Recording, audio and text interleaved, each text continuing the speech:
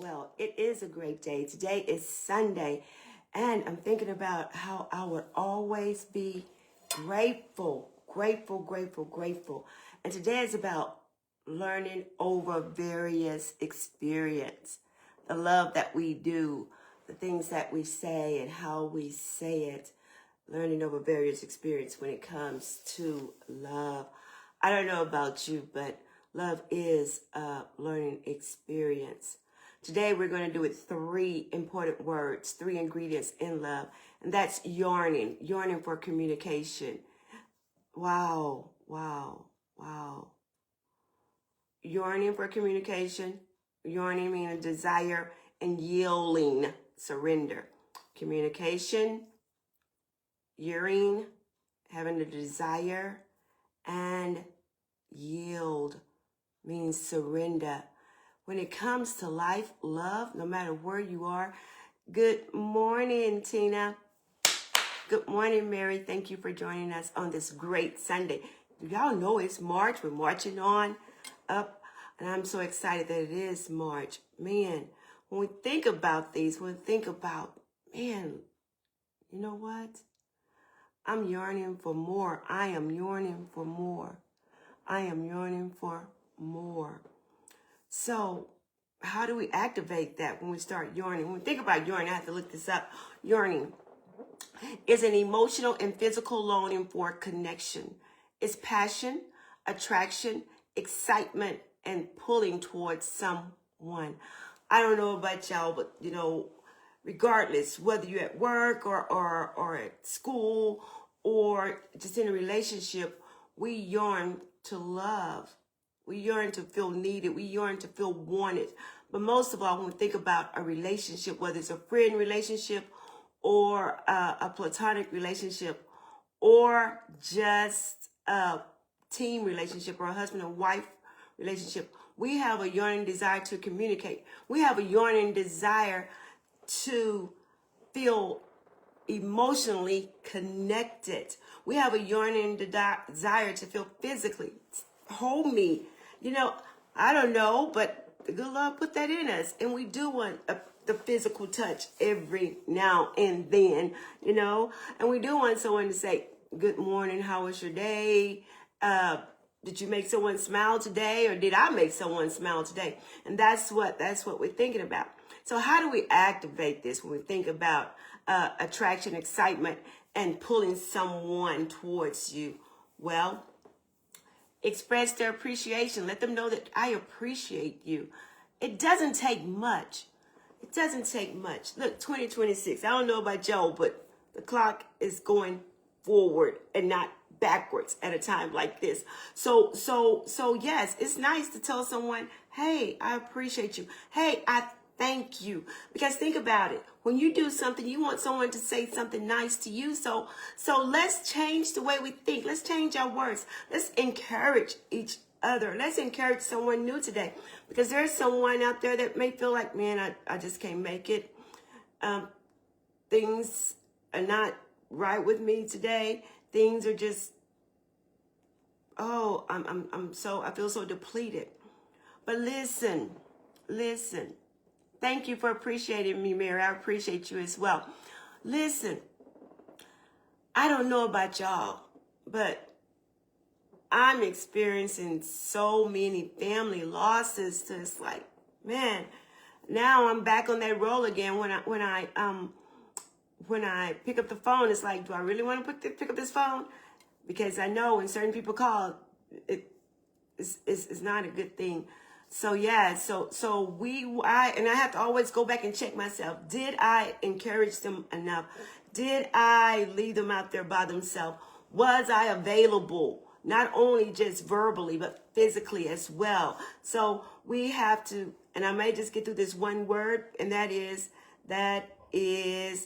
yearning. Yearning for love through communication. Yearning. And you know what? I gave you the wrong definition. I gave you yearning, which is love through desire, and I'm gonna have to spell all these Y's out because they all sound the same. Okay, yearning, love through connection, love through communication. Yearning, Y-A-R-N-I-N-G, is love expressed through open, honest, heart-centered communication. It means talking, listening, and being emotionally connected. What I found out that you can talk to people and they ain't even there. They're somewhere else. They may be fishing or chasing rabbits or something. So when we look at the definition of yearning, yearning is love expressed through open, honest, heart-centered communication. How do we activate that? We got to practice listening. We got to practice listening. And let me tell you, while we're yearning for a love through communication, that brings me back to the beginning. All of our stuff started from the beginning, Adam and Eve. When you look at that in Genesis, you look at that, you think about man was the one that gave us our identity, because God asked Adam, who is that? And Adam said, woman. And that's how we got that woman. And then next thing came along was, what you gonna name her? God did not name Eve, Adam did. So we got our identity from men. It just didn't happen overnight. It happened way back then before we was even in our mother's womb. So it started back then. So we got that identity. Man, so when we get married, guess what? We take on their identity. We take on their name. So when we get married or we're in a relationship, we got to make sure that we are an asset and not a liability. What? That means that if you expect him to bring millions to the table, you make sure you have the million to match that. And if you don't, make sure you're just not trying to take advantage of his. Same thing, make sure that she's not trying to take advantage of yours. Because again, who gave us our identity? The men. God allowed that. God allowed that to happen. But then he gave men a harder job, because I have been talking about love for a whole year. It is something for that man to love a woman. He's supposed to love us unconditionally. And we're supposed to give him respect. But man, when I think about this love thing, yearning, a lot of us, we yearn for the communication from the man. We got to go back and tell the men, hey, look, I'm still on the first why. When we started, we was communicating. You asked me who I was, and I told you who I was. You asked me what I brought to the table, and I told you what I brought to the table. But what happened to our agreement after we said, I do? When did we stop communicating? When do we get so busy to it's my job, I got to go here, I got to go here, got to hang out with the boys, got to hang out with the girls, got to hang out. No, you have to. This is a must. You have to figure out, what do I want? How am I going to achieve this? Because, back in the day when we think about marriage, it was arranged marriage. She didn't know him. She just know that daddy said identity. This is who you're going to marry, and this is who you're going to marry. And now we always say, well, I'm getting married for love. Really? Really? Well, I don't know how to tell y'all this, but the Bible I read, I don't know the Bible you read, but the Bible I read, it says get married for sex. It says it's better to marry than to burn with lustful desires. But then, you know what? Maybe the Bible should have said, if you want to give up sex, get married. I just thought I'd throw that in there for an early joke this morning. But listen. When I think about yearning, it's love expressed through openness, being honest, heartfelt, and being able to communicate. Share your feelings honestly, without blame. Have regular checkup conversation. Where are we now? Even with your girlfriends, because what I'm finding out, man, some people are just in it to get what they can get out of you, and you leave drained, and they leave happily, and you wonder why they're not feeling, because they just pulled from your spirit. Because guess what? When you meet someone, first thing you're going to meet, you see a face there, but those spirits are going to connect. If lying is in you, you're going to meet someone that lies. And then you're going to say, why they lie so much? If peace and meekness is in you, you're going to meet someone that's peace and meekness. But if you have wronged someone down the road, you're going to meet that same person, may not look alike, but they're going to have that same characteristics or the same attitude as that person that you left down the street because you didn't finish it. We have to finish it. You got to ask deep questions like, how are you really feeling today? Because we have this thing to say, man, I feel fine. I'm good. I'm going to go in my room. That is so horrible. That is horrible. How are you really? How are you really feeling today?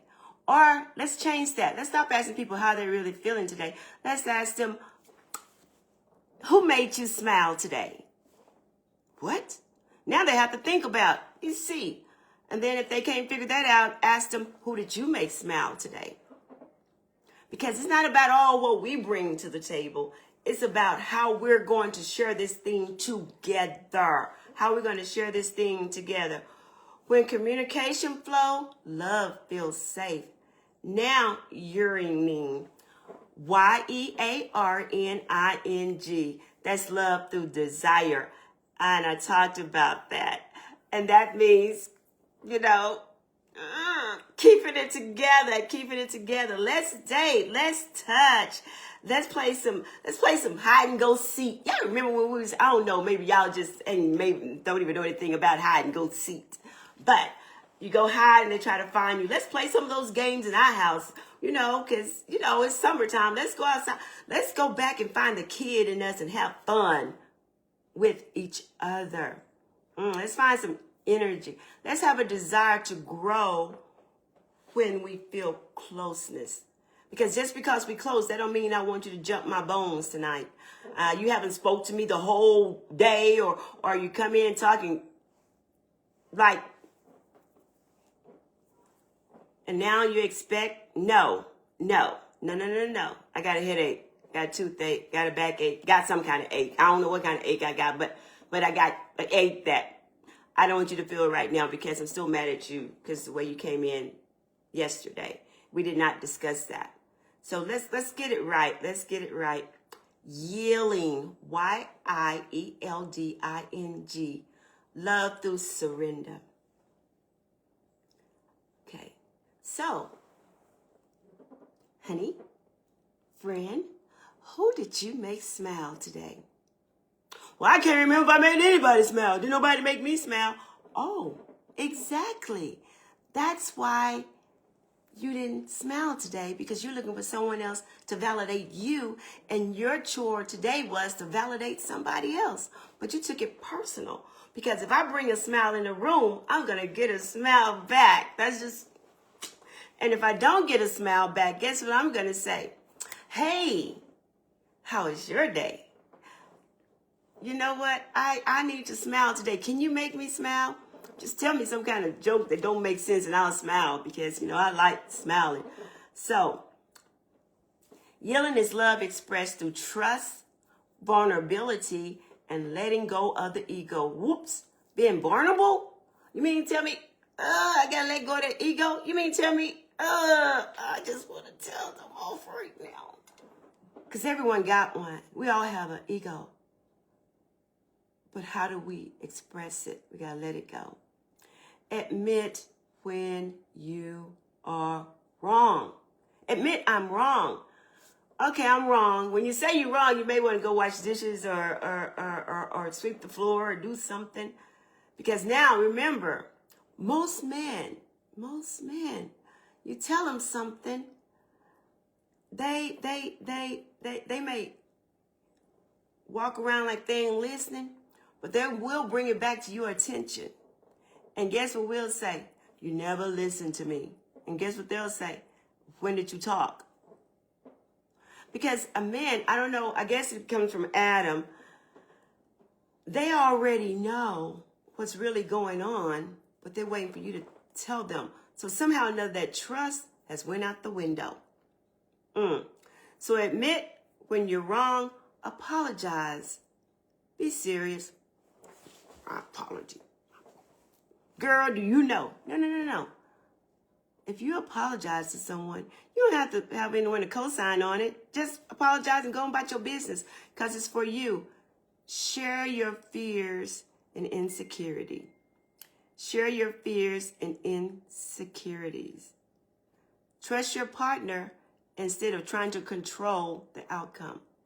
And we get that women look. I can talk about us trying to control, I can talk about us trying to control the outcome because we carried the baby, we birthed the baby, we trained the baby, we nurtured the baby. So we were born controlling. So it's like, if I got to take care of this household, I got to take care of this baby. Now we're saying, men, what do you bring to? Well, hold on. I know a man that took care of his kids too. But nevertheless, they may have took care of them, but they didn't carry them with the pain for 9 months that we did. And they didn't have the cord that was cut. It was cut from us. So we have always been in control of a situation. That's what happened before Eve had her first baby. She was talking to a friend that looks like her, but experienced this. You know, you can eat beef and you could tell me the beef is good, but I already know that beef is going to give me a migraine headache. So I just imagine when you look a little deeper, everybody just can't come up and have a heart-to-heart conversation with you. So somehow or another, Eve and the serpent must have had something that they were talking about when he came in, and he probably said, look, I can eat of this and nothing's going to happen. Because many of you can eat steak and nothing's going to happen. But if I had not been diagnosed when I eat that steak that you say, ooh, this steak is good. Girl, let me try it. There we go. Now my eyes are open because now I'm sick. And now Eve's eyes was open because now she's sick. Remember, this love thing, trying to adjust, trying to tell our young men and our husband, our friends that are men, hey, you're the one supposed to love, but I'm the one who's supposed to love my neighbor as myself. But if you want to marry me, it says that you're supposed to love me like Christ loved the church. And not only that, it told you you're supposed to give yourself for me. That don't mean you run out the door first. That means that you wait and make sure that I'm in the car before you jump in there. Get in there, girl! Because when I walk around the car, anything could happen. So that's what love, learning over various experience, that's what it means to me. And you got to think about it. You got to think about this. I'll always be thankful. I'll always be thankful. And as I get ready to close, John 3:16, for God so loved the world that he gave his only begotten Son, that whosoever believe in him shall not perish, but have an everlasting life. Yearning, and yelling. Yield, surrender. I'm surrendering because I'm so thankful.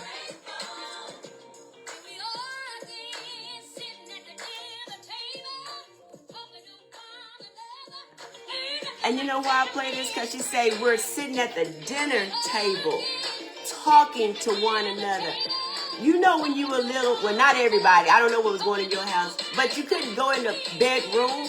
Let's get back around that dinner table. Let's connect again. Connection starts at home first, then it spreads. But listen. My time is up. I'm so excited. Go out and ask somebody, did you make somebody smile today, or did they make you smile today? When you greet them, say, hey, this is your smile from me. Have a great day. And remember, only what you do for Christ win friends. Here we are again. I love you with the love of Christ. I love you from my heart. And I hope I can make you smile. Have a blessed and prosperous week. Happy March the 1st.